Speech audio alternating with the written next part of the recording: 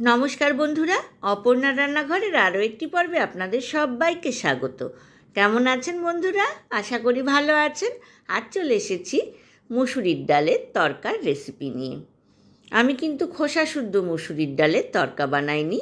রোজকার যে ডাল আমরা খেয়ে থাকি সেই ডালের তরকা আমি ঝটপট বানিয়ে নিয়েছি। রুটি পরোটা দিয়ে কিন্তু এই মুসুরির ডালের তরকা ভীষণ ভালো লাগে।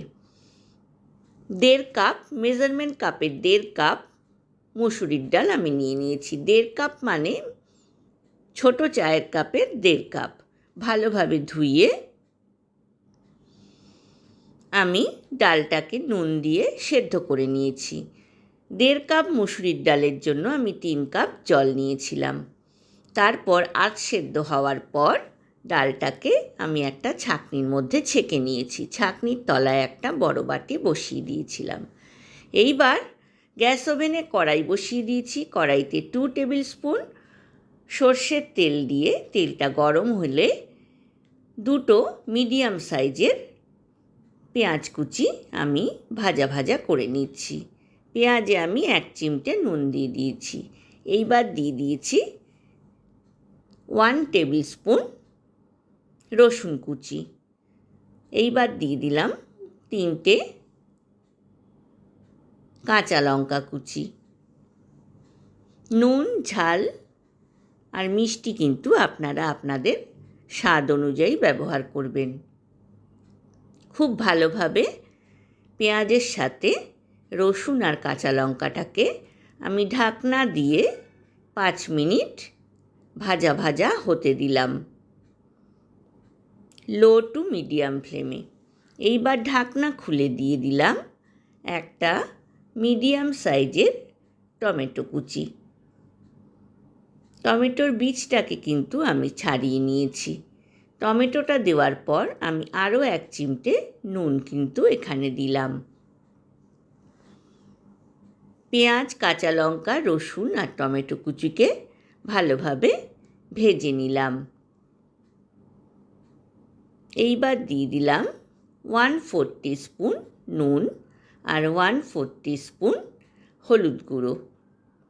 বন্ধুরা, মুসুরির ডালটাকে আমি নুন দিয়ে সেদ্ধ করেছিলাম।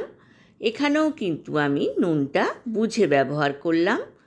নুনটা কিন্তু খুব বুঝে ব্যবহার করতে হবে, তা না হলে কিন্তু নুনের পরিমাণটা বেশি হয়ে যেতে পারে। এইবার দিয়ে দিলাম কড়াইতে আধ সেদ্ধ করে রাখা মুসুরির ডাল। আধ সেদ্ধ করে পুরোটাই জল ঝরিয়ে নিয়েছি।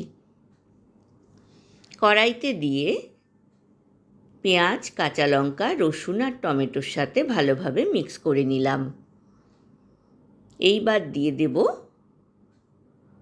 2 টেবিল স্পুন গরম জল। একদম ফুটন্ত গরম জল কিন্তু আমি এখানে ব্যবহার করলাম। ঢাকনা দিয়ে আমি 5 মিনিট মিডিয়াম টু হাই ফ্লেমে হতে দিলাম।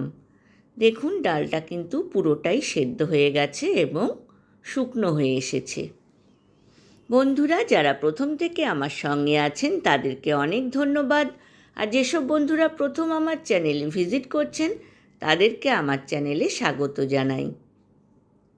বন্ধুরা, আমি এখানে আরও 1/4 টিস্পুন নুন ব্যবহার করলাম প্রয়োজন অনুসারে। যেহেতু এটা রুটি বা পরোটার সঙ্গে খেতে হবে, সেই জন্য এখানে 1/2 টেবিল স্পুন চিনিও ব্যবহার করলাম। চিনিটা কিন্তু অপশনাল, ইচ্ছে করলে ব্যবহার করতে পারেন, ইচ্ছে না করলে কিন্তু স্কিপ করতে পারেন। দিয়ে দিলাম 1/4 কাপ ধনেপাতা কুচি। গ্যাসের ফ্লেমটা কিন্তু আমি বন্ধ করে দিয়েছি। খুব ভালোভাবে ডালের সাথে ধনেপাতা কুচিটাকে মিক্স করে দিলাম। এইবার দিয়ে দিচ্ছি 1 মুঠো কসুরি মেথি। হাতে ভালোভাবে ম্যাশ করে নিয়ে আমি ডালের মধ্যে দিয়ে দিলাম।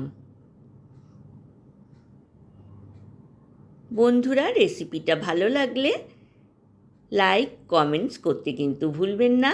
পাশে থাকা বেল আইকনটা প্রেস করবেন, তাহলে আমার নতুন নতুন রান্নার নোটিফিকেশান বা আপডেট কিন্তু আপনার কাছেই প্রথম পৌঁছবে। এইবার দিয়ে দিলাম 1 টেবিল স্পুন বাটার। বাটারটাও অপশনাল, ইচ্ছে করলে দিতে পারেন, ইচ্ছে না করলে স্কিপ করতে পারেন, তবে বাটার দিলে কিন্তু স্বাদটা অনেক গুণ বেড়ে যায়। এইবার ওপর থেকে দিয়ে দিলাম ডিমের ভুজিয়া। আমি 2টো ডিমের ভুজিয়া আগে থেকে বানিয়ে রেডি করে রেখেছিলাম। ডালের ওপরে দিয়ে ঢাকনা দিয়ে দিলাম।